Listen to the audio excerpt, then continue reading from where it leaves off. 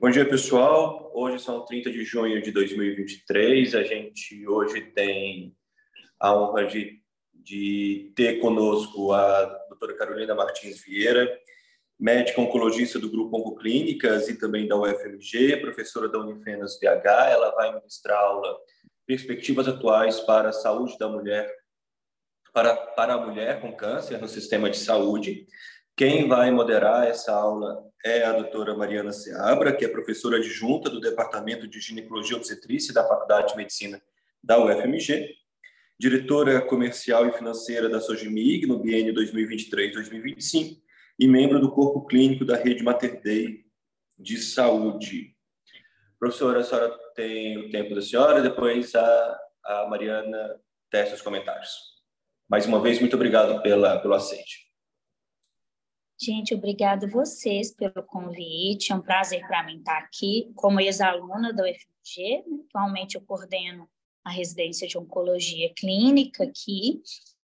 E quando me pediram para falar de um tema de perspectivas atuais, eu comecei a pensar sobre incorporação de novas tecnologias nos tumores ginecológicos, como imunoterapia, terapia-alvo molecular, algumas ferramentas até de inteligência artificial, que a gente já tem em validação, principalmente para câncer de ovário, mas até pelo meu mestrado, minhas linhas de pesquisa aqui, a nossa paciente com câncer no Sistema Único de Saúde é uma paciente muito mais vulnerável. Então, antes da gente falar de incorporação de novas tecnologias, eu quis falar da jornada dessa mulher, dos obstáculos e de como eu acho que oportunidades como essa aqui podem nos fortalecer como equipe para ajudar a navegar essa mulher dentro do nosso sistema.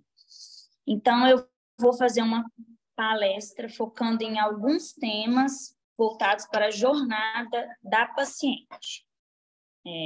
Começar introduzindo aqui. Eu sei que na reunião de vocês falam sobre muitos temas de ginecologia e obstetrícia, mas eu achei muito importante esse espaço para falar sobre o câncer, que é o principal problema de saúde pública no mundo e é uma das principais barreiras para o aumento da expectativa de vida. Essas transições demográficas e epidemiológicas que vêm ocorrendo, especialmente nos últimos 40 anos, resultaram em impacto tanto na incidência quanto na mortalidade por câncer. E é algo que é muito relevante para vocês, como a redução nas taxas de fertilidade associada à mortalidade infantil e um consequente aumento na proporção de idosos, vai levar ao envelhecimento da população. Se a gente junta uma população mais envelhecida, com mudanças de estilo de vida, aumento da obesidade, do sedentarismo, o tabagismo, e além de fatores como poluição ambiental, a gente junta essa exposição, mais a mudança nos nossos padrões como sociedade de mobilidade, recreação, dieta, e isso tudo vai ser uma mistura bem explosiva que favorece o aumento tanto da incidência quanto da mortalidade por câncer. Tem essa ferramenta que eu acho muito interessante, é uma ferramenta do Global Cancer, vai passar, acho que está um pouquinho mais lento aqui os slides, mas trocou o slide? Não trocou não. Agora foi, né? Agora foi. Essa ferramenta chama Global Observatory for Cancer, é uma ferramenta da OMS, estatística, então ela é alimentada pelas bases de dados nacionais, então o Brasil, através do INCA, alimenta essa ferramenta, e ela é uma ferramenta muito visual, Marcos, então quando a gente vai dar uma aula, é muito interessante para a gente ilustrar. Aqui a gente vê de preto, os bonequinhos de preto, representando a estimativa de novos casos anuais de câncer no mundo, mais de 19 milhões de novos casos. E na figurinha do lado, a gente vê em azul o aumento de casos. Então, a gente vai ter quase 30 milhões de casos anuais quando chegarmos na década de 40. Então, com isso, a gente pode perceber que se em um prazo aí, em torno de 18 anos, a gente não mudar os hábitos de vida das nossas mulheres, incluindo vacinação, estímulo à atividade física e mudanças dietéticas, a gente vai ter uma perspectiva muito ruim. Esse gráfico aqui já é sobre Brasil, de rosinha a gente tem as mulheres, de azul a gente tem os homens, e aqui a gente vê em cima a incidência de câncer. Então, a gente teve um aumento de incidência, de registro de incidência de câncer por volta de 2005, e depois a gente tem uma queda, chegando a estabilizar aqui na questão da incidência. E a gente vê que a mortalidade chega até elevar a partir de 2005. Embora a mortalidade de câncer das mulheres seja inferior à mortalidade de câncer dos homens, muito pelo câncer de pulmão, que depois a gente pode conversar, a gente não tem uma curva descendente de mortalidade que nos deixa tranquilo. Em 2021, a gente teve uma mudança importante na epidemiologia do câncer. A gente tinha, somando homens e mulheres no pódio, aí no primeiro lugar do câncer, o câncer de pulmão, que representava 12% dos casos e quase 20% das mortes. Mas em 2021 foi para o pódio, aí, para o primeiro lugar, o câncer de mama. Então, mesmo se a gente junta homens e mulheres, o câncer de mama é o mais incidente no mundo. E a gente tem uma expectativa de mais de 2 milhões de novos casos de câncer de mama por ano. Isso representa mais de um quinto, um quarto aí dos casos mundiais de câncer. Se a gente tenta trazer um pouquinho mais para o nosso grupo, 1 a cada 8 mulheres desenvolvendo câncer de mama ao longo da vida, e sendo o câncer que mais mata mulheres no Brasil. Então, a importância aí não só do rastreamento, mas das mudanças de estilo de vida. Essa agora é a estimativa do INCA para o nosso triênio 2023, 24, 25, dos cânceres mais incidentes. Aqui de azul a gente tem a figurinha da mulher.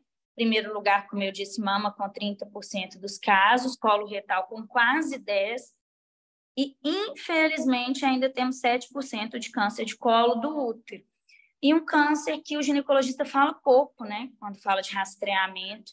Estou até com uma residente da mastologia super interessada aqui no estágio esse mês, e a gente estava conversando como que o ginecologista aborda pouco na sua anamnese sobre hábitos de tabagismo, encaminha pouco para o pneumologista. Então, é importante a gente lembrar que o câncer de pulmão ainda acomete quase 15 mil mulheres brasileiras por ano. Esse dado é um dado que foi apresentado no meu mestrado sobre o impacto do câncer em países de baixa e média renda. Quando a gente compara, por exemplo, com os Estados Unidos e o Reino Unido, as nossas mulheres têm um prognóstico pior, só do mesmo estadio, se a gente for parear, por idade, comorbidades, estadio, biologia tumoral. A gente, por estar em um país de média renda, a nossa mulher tem 2 vezes mais chance de morrer pelo câncer. 59% dos novos casos de câncer em 2025 são projetados para ocorrer em países de baixa e média renda, com quase 70% de todas as mortes. E se a gente considerar a população mundial, quase 90% se concentra em países de baixa e média renda, mas só 6% dos gastos com câncer são direcionados para esse perfil de países, incluindo o nosso. Então, se é uma doença complexa, desafiadora, com subfinanciamento, a gente vai ter muito mais dificuldade de tratar a nossa paciente. Pensando nas modalidades desse tratamento oncológico que a gente vai tentar oferecer com todos os obstáculos, a gente tem como pilar a cirurgia, tá? Quase 50% das chances de cura, quando a gente junta todas as neoplasias, se dá pelas modalidades cirúrgicas, pelas abordagens cirúrgicas. Em segundo lugar, a radioterapia, que corresponde com quase 40% aí, e a gente sobra em torno de 10% do peso do tratamento sistêmico, que vai ter 4 pilares: quimioterapia e hormonioterapia, que a gente tem mais acesso, a gente tem mais informação, são modalidades mais antigas, e modalidades que vieram a partir dos anos 2000, como imunoterapia e a terapia-alvo molecular. Entrando um pouquinho nos obstáculos para a gente realizar essas modalidades, para a gente ofertar essas modalidades para a nossa mulher, a gente tem desde desconhecimento da importância dos tratamentos, dos exames, dos procedimentos cirúrgicos, falta de compreensão do fluxo para agendar, dificuldades em providenciar documentos, longas distâncias do domicílio aos centros especializados, dificuldade de deslocamento, falta de recursos financeiros e insuficiência familiar.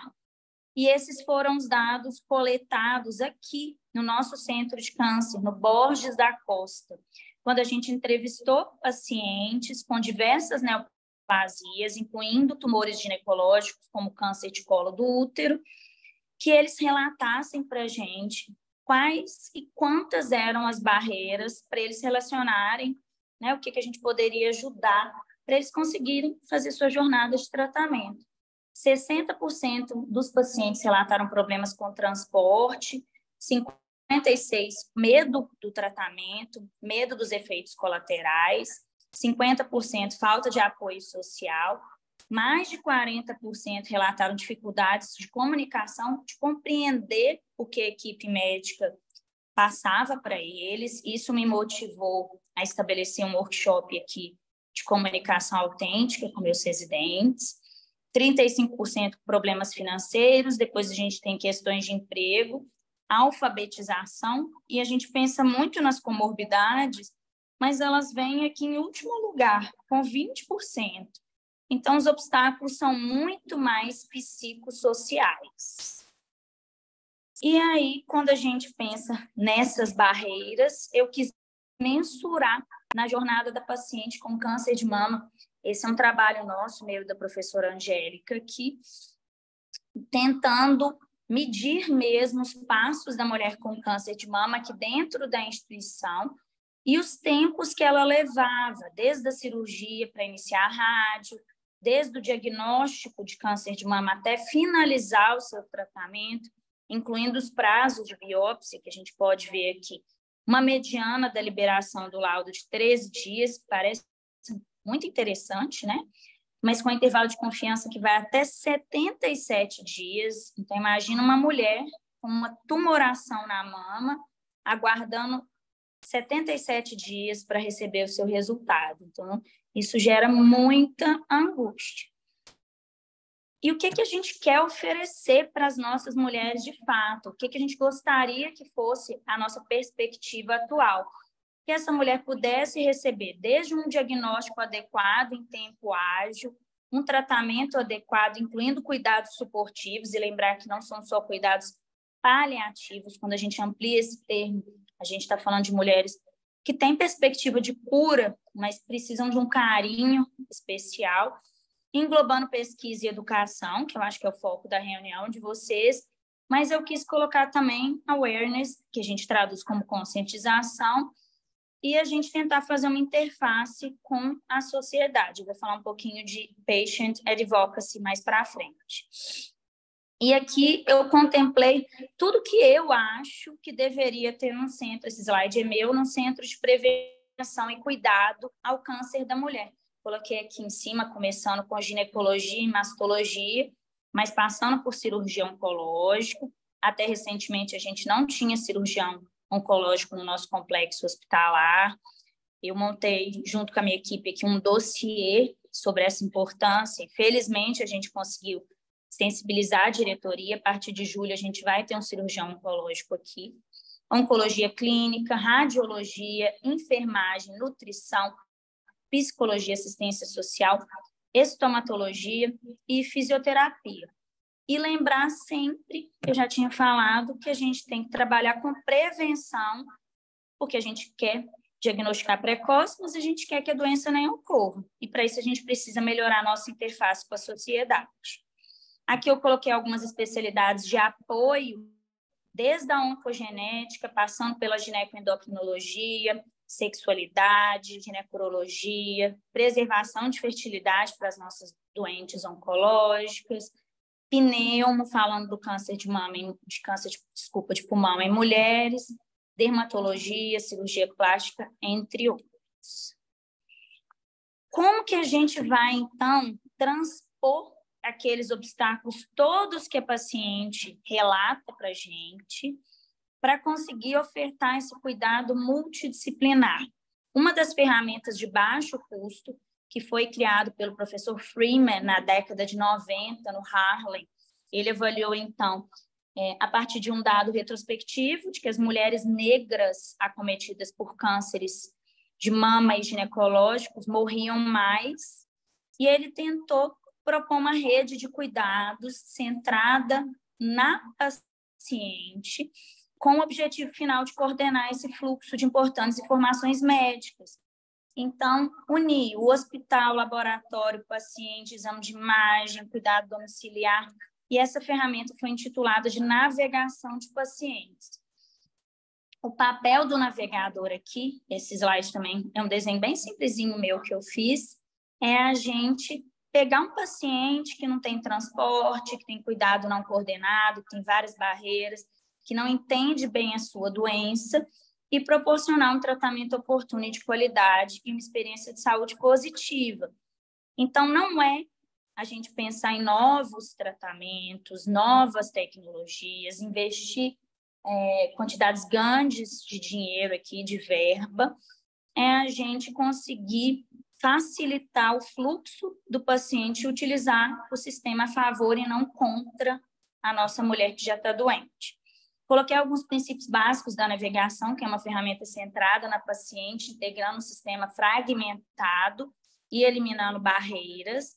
A gente tem que ter um escopo bem definido, é diferente do trabalho da assistente social, né, que ela vai, em vários momentos da jornada, acolher. Aqui a gente tem um ponto específico. Vamos supor que o ponto seja que todas as pacientes com Papa Nicolau alterado retornem para uma consulta na ginecologia. A partir do momento que a paciente entra no consultório e faz essa consulta, a gente considera o processo encerrado com sucesso. Para isso, a gente tem que definir onde ele começa e onde ele termina.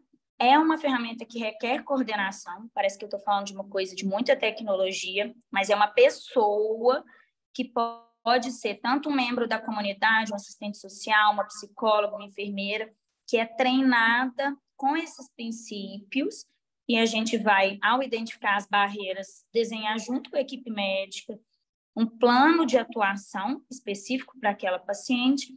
E eu coloquei aqui, não está errado, não. É ser custo afetiva mesmo.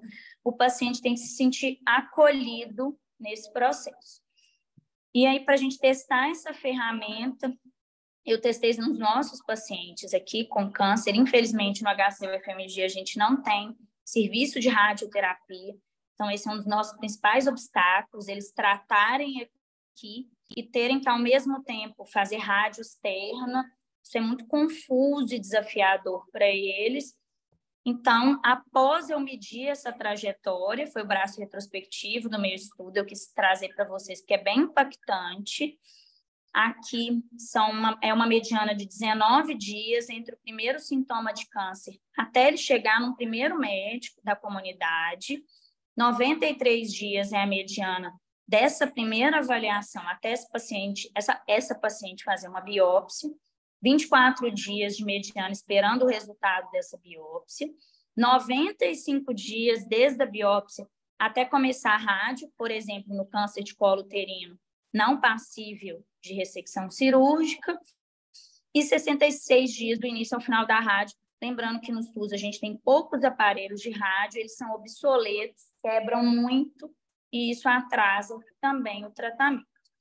Então, só o resultado final do projeto, que a gente conseguiu com essa ferramenta reduzir em 34 dias o prazo entre a biópsia e o primeiro tratamento de câncer, com P menor que 0,01, e foi uma ferramenta que custou em torno de R$600 por paciente. Entre pagar a bolsa da navegadora, conseguir os benefícios, então, uma ferramenta de muito baixo custo. Aqui eu coloco um dos pilares do cuidado integral da saúde da mulher sendo a relação com a comunidade. A gente, como médico, estou me incluindo aqui, tem que ser mais aberto para parcerias com associações e grupos de pacientes oncológicos, melhorando a jornada da mulher, né, nessa questão dos tumores femininos, não só com campanhas junto à comunidade, mas também apoiando grupos de lideranças femininas em ações que promovam a saúde e conscientize sinais e sintomas de câncer. A gente vai usar de datas comemorativas, como Outubro Rosa, Setembro em Flor, Mês da Mulher, mas lembrar que é um processo contínuo. Concluindo a minha apresentação, se, como eu demonstrei, a gente tem para 2040 um aumento expressivo de incidência de câncer, a gente tem aí, estou sendo otimista, tá? Porque eu sou oncologista, a gente ainda tem 17 anos para poder reestruturar os nossos serviços. Pensando que esses obstáculos ao tratamento oncológico se refletem em piores desfechos, a gente ampliar estratégias como navegação de pacientes é uma forma custo-efetiva e custo-afetiva de transpor obstáculos. Trazer importância, eu demonstrei nos meus slides, da equipe multidisciplinar, lembrar que tanto o ginecologista como o oncologista devem promover mudanças de estilo de vida dentro do que é possível no contexto social daquela paciente. Pensar que o aumento de obesidade está diretamente associado ao aumento da incidência de câncer de endométrio, mas que, ao mesmo tempo, a gente não pode esquecer da importância da vacinação contra HPV e do Papa Nicolau, e pensando na incidência de câncer de mama, de endométrio, de cólon, combate ao sedentarismo. E, por fim, lembrar que, além do que a gente faz dentro do consultório, a gente deve engajar a comunidade e estimular estratégias de patient advocacy. Agradecer o espaço de estar aqui com vocês e deixar os meus contatos. Obrigada.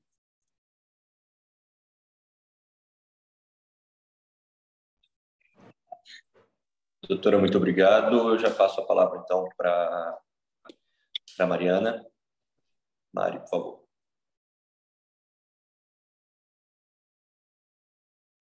Mari, seu áudio está desligado. Bom dia para quem chegou depois, né? Obrigada, Carol, pela aula, que foi realmente fantástica. E falar de um tema, né, que a gente pode ter várias abordagens. Então, eu acho que você foi extremamente feliz quando você foi falar, né, e abordar mais sobre a magnitude mesmo social, econômica, né, assim, da importância do câncer na saúde, não só pública, né, mas também na rede suplementar. Então, eu, assim, abriu uma série, na verdade, de discussões que a gente pode ter e pode pautar, considerando a sua aula, né? Esse impacto econômico e social que tem o câncer e que só vai aumentar, não só do ponto de vista, né, assim, de número de pacientes com câncer, mas realmente, assim, no gasto com esse tipo de doença que é a principal causa de morte mesmo no mundo.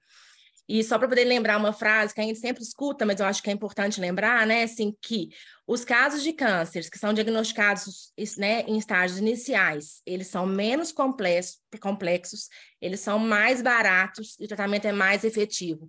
Isso parece óbvio, né, quando a gente está falando, mas assim, mas é o óbvio mesmo que tem que ser dito. Então, se a gente vai fazer política pública e discutir acesso à saúde, ao diagnóstico precoce, e principalmente também ao tratamento oportuno, a gente está, inclusive, diminuindo o custo, né? E diminuindo o custo em países que já têm, na verdade, baixa ou média renda, onde estão mais ou menos cerca de 70% dos casos de óbitos por câncer, justamente porque eles fazem, na verdade, diagnóstico tardios e não têm acesso, né, ao tratamento que a gente tem nos países de alta renda.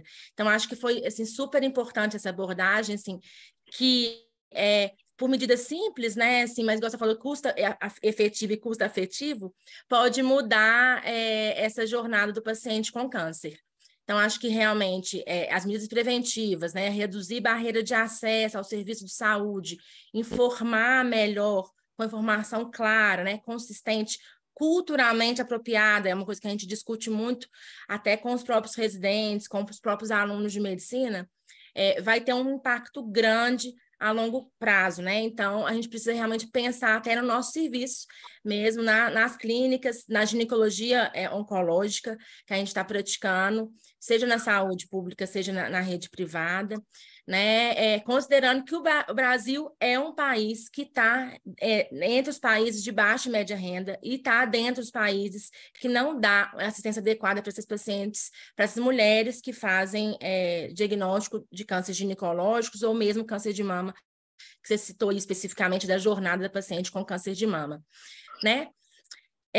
Uma outra questão, né, assim, que me chamou a atenção, que eu notei para a gente poder lembrar de falar, que essas pacientes, né, assim, a maior parte das nossas pacientes, elas têm diagnósticos, né, jovens, né, então a gente espera que elas tenham uma sobrevida maior, né, o dado que chama atenção mais ainda é o câncer de colo de útero e o câncer de mama, que são maiores cânceres, que representam a maior parte dos cânceres ginecológicos, né.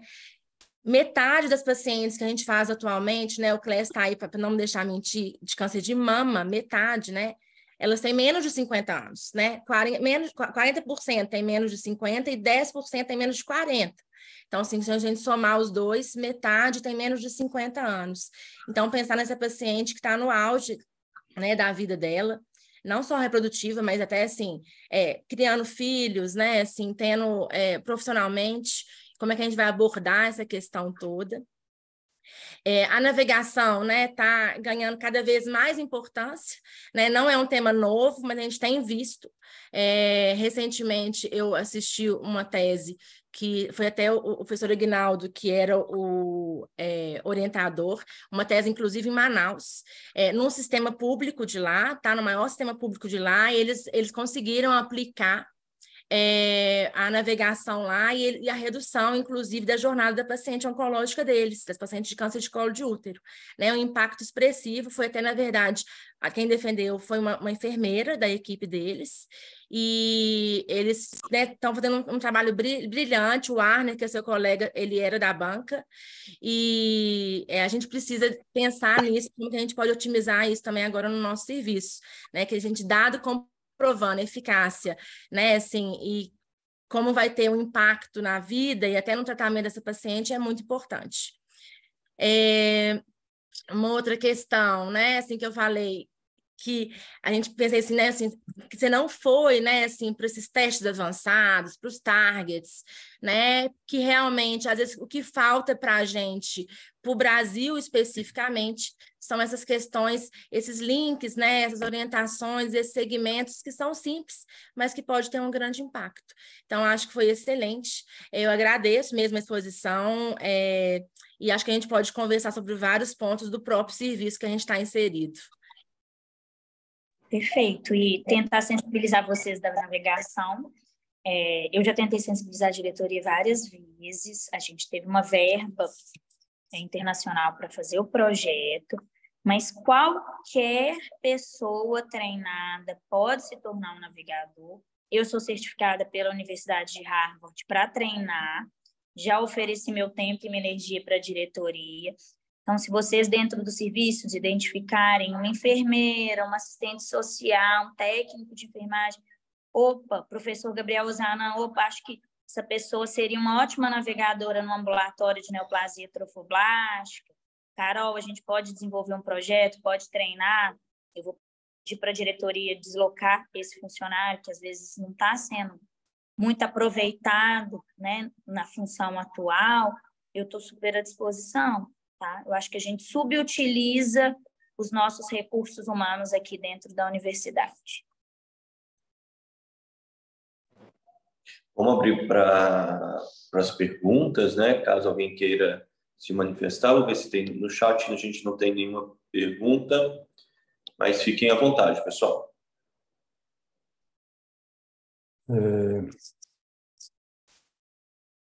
Tem alguém na fila aí? Não, pode falar. Parabéns, excelente exposição, viu, Rubens, aqui. Eu só fico, assim, impressionado como que tem tamanha capacidade de reunir, né, numa aula só, toda essa capacidade, essas propostas de melhoria do sistema aí para atendimento das pacientes, né? Eu, há cerca de uns 4 anos atrás, eu tive uma experiência até que eu fiquei bastante triste, né? Que a gente estava com um ensaio clínico randomizado nessas pacientes, para pacientes com câncer ginecológico, em fase terminal, né? Câncer de mama, de ovário, de colo uterino, né? Que infelizmente a gente ainda vê bastante. E mais de 60% das pacientes não puderam comparecer. Era um projeto até registrado até no Clinical Trials, né? Aprovado pelo COEP, etc., né? E que a intenção era fazer um cuidado paliativo através de uma terapia complementar, né? Que o NIH, né? Chama de toque terapêutico. E, infelizmente, tivemos que parar, né? Porque teve uma dificuldade muito grande de transporte das pacientes, muitas pacientes, um recurso financeiro muito diminuído, né? Então, assim, quanto que é importante um trabalho multidisciplinar, né? Seja com um político, com a Secretaria Municipal, Estadual, o governo federal, né?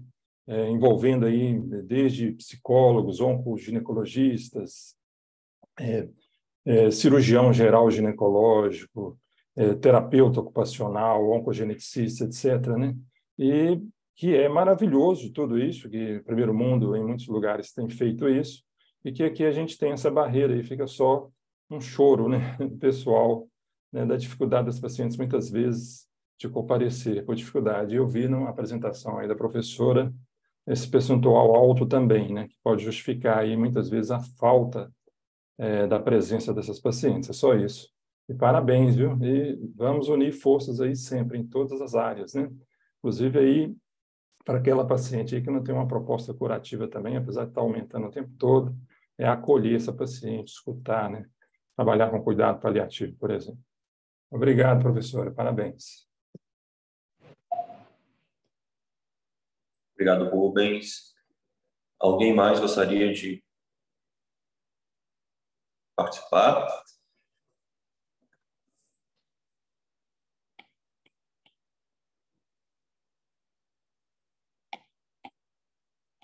Bom, acredito que não, doutora. Eduardo, Gabriel. deixa eu só fazer uma observação. Carol, queria agradecer a sua aula, parabéns. É uma aula que realmente chama muita atenção, né? Como é importante você ter um serviço estruturado de cuidado da paciente oncológica, né?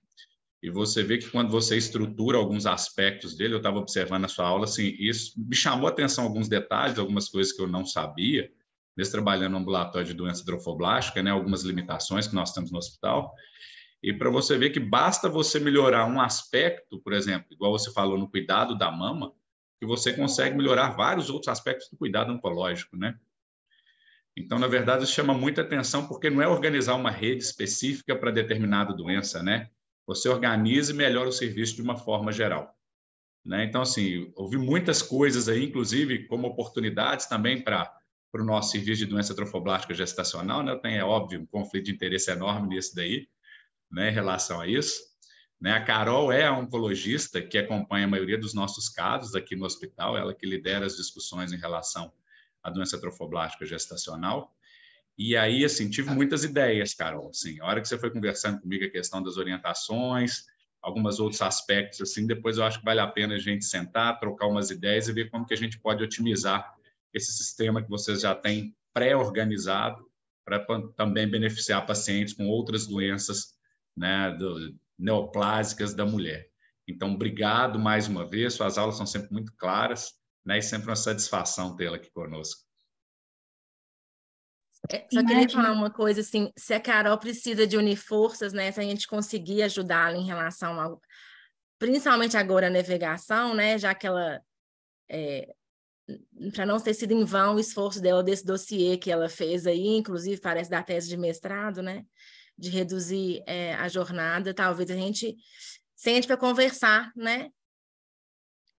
Tem uma coisa que vocês podem ajudar muito, que a gente identificou das nossas fragilidades internas aqui da faculdade, do hospital. Gente, não é pessoal, tá?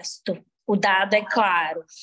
Um dos obstáculos é a anatomia patológica, o tempo de liberação. Entre a realização da biópsia, eu vejo que o pessoal da mastologia, né, que eu estou bem próximo, às vezes está super preocupado preocupado, uma paciente com uma doença localmente avançada, quase ulcerando, colhe aquela biópsia rápida, encaixa. Outro dia aconteceu isso, a Patrícia foi super querida, preceptora, foi com a residente na hora, no PA, colheu uma biópsia e semanas para liberar o resultado, sendo que a gente já tem as pactuações que não têm conseguido ser cumpridas. Então, a gente documentar é super importante. Então, se vocês estiverem percebendo que os tempos de realização de exame de imagem, de exame complementar, eu estou falando de só coisa que tem no SUS, que tem aqui no hospital, estiverem passando dos tempos, a professora Silvia coordena a linha de cuidados do paciente oncológico, sinalizar para ela por e-mail, ou abrir mesmo, usar uma ferramenta que chama Vigiosp, que vocês devem conhecer, que a gente acha que é só quando acontece alguma coisa errada no bloco, né, falta um instrumento, mas se a gente não tiver tendo o cuidado necessário, a gente pode acionar essa ferramenta e responder para o professor Rubens. Quando eu vi esse dado do meu mestrado do transporte, professora, eu fiquei muito triste. E aí eu fui buscar, fazer um benchmarking lá no INCA. No Rio existe uma coisa que chama Rio Card, são os pacientes com câncer, eles vão, não é RG Trans, mas é como se fosse a BH Trans daqui, com relatório médico e com a biópsia de câncer, e eles têm um cartãozinho de isenção de ônibus, metrô, transporte.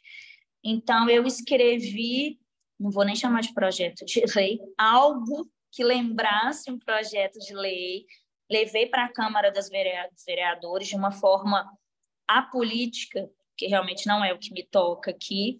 Uma das vereadoras se sensibilizou, levou o projeto, mas ele foi vetado pela prefeitura.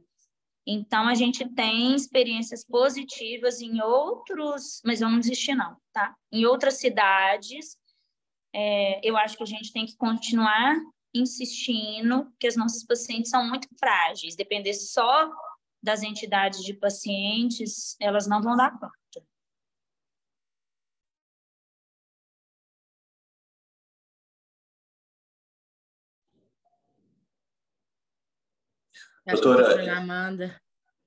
Professora Lamanda. Eu não podia deixar de agradecer a Carol por essa manhã maravilhosa. Se tivesse uma Carol em cada cantinho dessa cidade, desse país, hein? Coisa maravilhosa, de nunca desistir, né, Carol?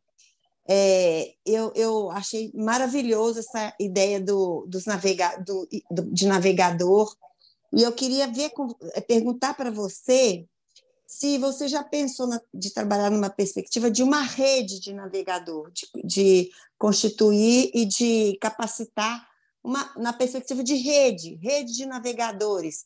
É um projeto que pode ser feito, inclusive, extensionista, de capacitar no ambiente interno, intramuros, depois capacitar externamente, porque eu acho que talvez esse seja uma figura-chave mesmo, inclusive no direcionamento das políticas, nessa redução do tempo e nessa melhor custo-afetividade.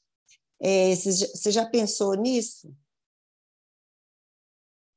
Já pensei. Tem alguns obstáculos, mas nada que a gente não consiga transpor. E estou aberta, adorei a sua ideia. A minha ideia era transformar o meu mestrado num doutorado, e eu acho que se a gente usa... Tá aí seu doutorado! Eu vou só esperar um pouquinho, porque respira fundo. Acho que agora o meu médico não vai deixar, não, sabe? Não vai, não, né? Acho que ano que vem eu consigo retomar. Não, nesse momento você faz uma outra navegação, né? Pelos mares, voltado para a saúde da mulher, que é onde a gente tem mais fragilidade. Primeiro eu trabalhei com os pacientes no mestrado, e a ideia, sim, tem um projeto, professora, muito legal, que eu pedi verba, eu escrevi, estou esperando a resposta de uma bolsa de verba internacional, que é um projeto para capacitar 20 mulheres, eu escrevi esse projeto, para mulheres de baixa renda que estejam fora do mercado de trabalho, mas que tenham funções como recepcionista, manicure, atendente, função frente a outras mulheres que pudessem ser disseminadoras de informação. E aí, com essa verba, eu ia cumprir transporte e alimentação, pagar a hora delas, fazer um curso de 8 semanas com pré-teste e pós-teste, com conceitos básicos de câncer, para que elas pudessem disseminar no microambiente delas. Elas iam ter um certificado do Instituto desse curso, e depois de 3 meses a gente ia mensurar se elas conseguiram ser realocadas no mercado de trabalho, através dessa melhor qualificação. Então, eu pedi uma verba e estou esperando, estou aí com pensamento positivo, o resultado sai em julho, para tentar qualificar. E, assim, o projeto Qualificando Mulheres de Baixa Renda, para disseminar informação para outras mulheres de baixa renda também.